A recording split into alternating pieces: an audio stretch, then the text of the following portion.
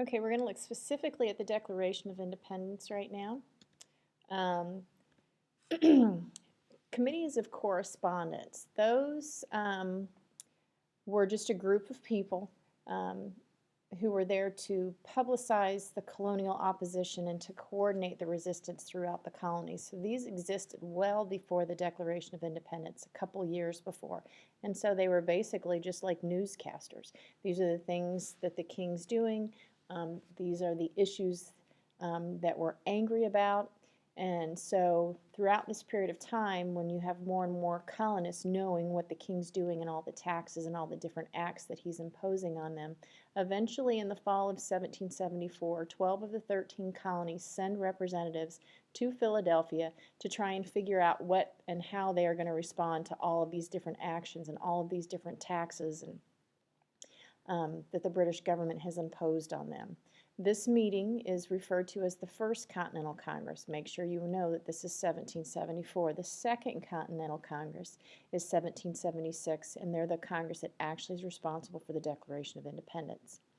One of the things, or some of the things that they agreed to do, was to impose bans on trade with Great Britain in an attempt to get England to change some of its policies. In retaliation for that, the British soldiers arrested many leading colonists in Massachusetts. Once again, just this back and forth over a 10-year period of time where England does something and then we get angry and retaliate, and it's just back and forth, back and forth. And once again, we tried to send them a list of grievances to let them know what our problems were. By this point, you have many radical colonists that believed that if a government is going to treat its people that way, that it is their right to overthrow that government. And so you had a civilian militia that was put together, and they were called Minutemen just because they were said to be ready at a minute's notice if the British were to attack. April 19th, 1775, you've seen this date before on the timeline. Make sure you get it down in your notes. This is the ride of Paul Revere when they ride through the countryside warning of the British attack. And once again, you have the shots that are fired at Lexington and Concord, the shots heard around the world, and this is the exact date of the Revolutionary War. So that is in 1775 in April. It is a whole year later. We've been fighting the war for over a year before we actually start to declare our independence. Richard Henry Lee, you need to know his name, was actually the one that brought the resolution before the Second Continental Congress. And we will either have already watched a video or we'll watch it from 1776. Where it's actually John Adams. I can't emphasize this enough. It is John Adams who pushes for independence, but was told that and some of the states were told their delegates, if John Adams is the only one proposing independence, you are not to vote for it. So Richard Henry Lee is a delegate from Virginia, and he brings the resolution. And part of that resolution states that these united colonies are, and of right, ought to be free and independent states. So then we get to June 11th, 1776, a few days later. The Second Continental Congress puts together a committee of 5 men whose job it is to draft the Declaration of Independence. The members on that, hopefully a few of these names are familiar to you. The one that you should obviously know from the writing of the Declaration is Thomas Jefferson, but John Adams is also placed on that because obviously he's the one that's pushing for independence more than anyone else. Ben Franklin you should be familiar with, but Roger Sherman, we will talk about him later when we actually get to the Constitution. He plays a very vital role in the compromise over representation. So Roger Sherman's extremely important, and then Robert Livingston, and he is from New York. So the committee was given the task to write the Declaration of Independence, and they gave that task specifically to Thomas Jefferson. He wrote it over the days from the 11th to the 28th, and then on the 28th specifically is when he presented the rough draft to the Second Continental Congress. And here is a picture of the Declaration of Independence, and if you ever get a chance or an opportunity to get to Washington, D.C., go to the National Archives where they have the original copy on display, and it's pretty moving.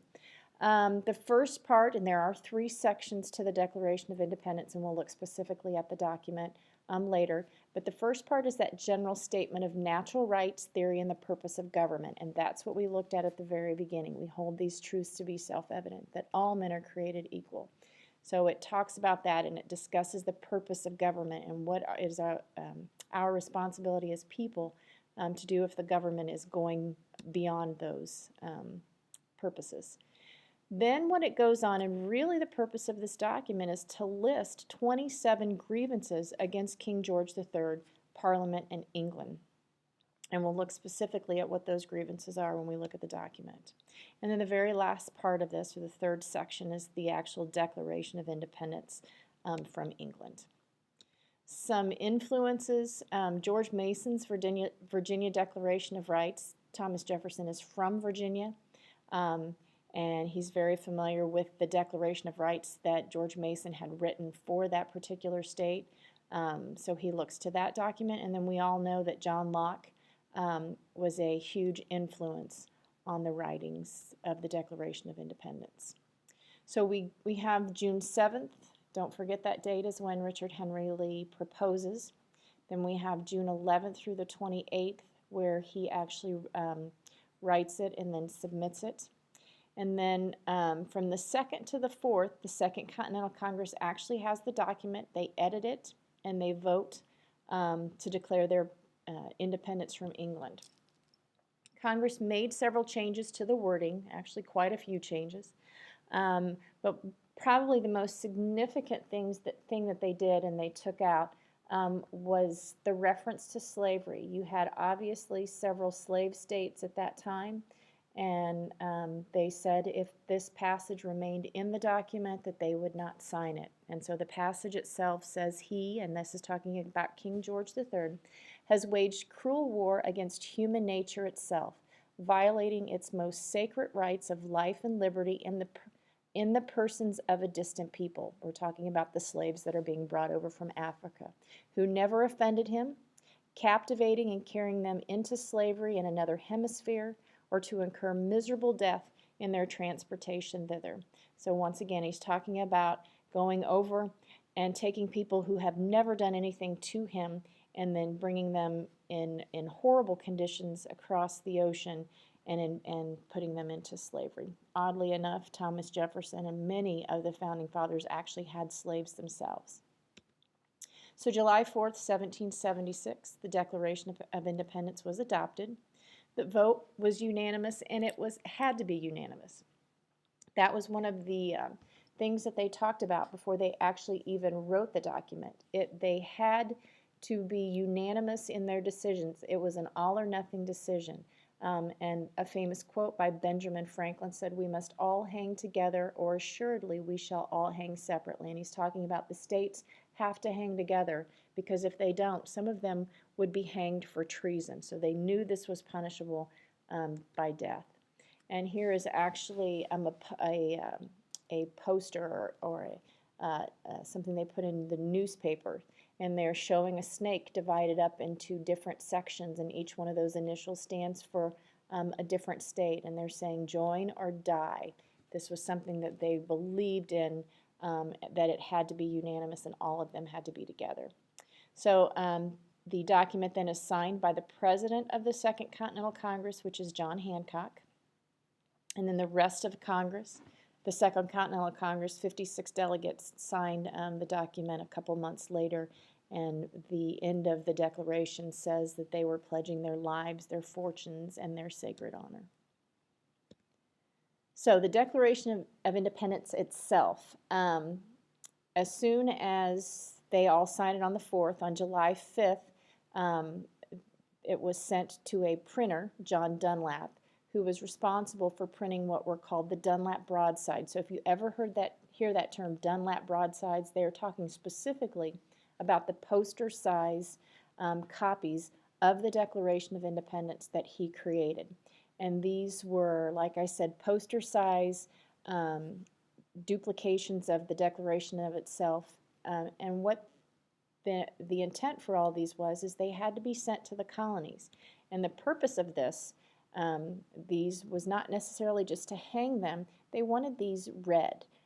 So this was something that was to be performed for the public so that they would know why it was that they were fighting against England. Some of these people live on farms and have no idea what's going on in Boston and some of the larger cities. So the Declaration, and this is very important, was written for the states to detail the reasons to fight against England. If I'm going to ask you to leave your farm and to take up arms and fight in this war, you need to know why you're fighting it. So the Declaration of Independence really was not written for King George, and they're not even sure if he actually got a copy after it was made. In terms of how this document has inspired different movements throughout history, the Declaration of Independence is considered by many to be the philosophical foundation of American freedom. It is the foundation for our Constitution and our Bill of Rights. It's literally our birth certificate. And people who have not been treated equally in our history have used this very document. Elizabeth Cady Stanton, to get women's rights, and suffrage means the right to vote. So when we look at this document, women are not mentioned in the Declaration of Independence. Abraham Lincoln uses it in the Emancipation Proclamation when he frees the slaves. And then later, even though we have the slaves free for 100 years, blacks are still not treated equally. So you have Martin Luther King Jr. Using sentences from the Declaration of Independence in the Civil Rights Movement.